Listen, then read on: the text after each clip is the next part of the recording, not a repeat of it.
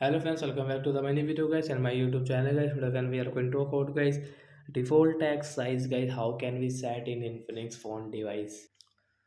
Friends, we want to set guys your default text size in your Infinix phone device. So how to set today friends I will show you. I will tell you guys. So before starting video friends, first of all go and subscribe the channel guys. Click the bell icon, like the video. Friends, now let's see how can we set Infinix phone guys default text size setting guys. So first of all guys you will have to on guys your Infinix phone guys your phone setting guys. After on phone setting as you can see this tab setting Infinix phone device. So guys we will click on guys this phone display and brightness.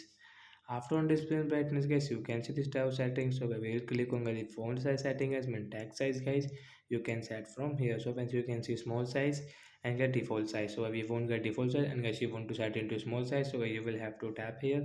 But guys we want default size, so I will tap here and friends come back. So once our font text will be default.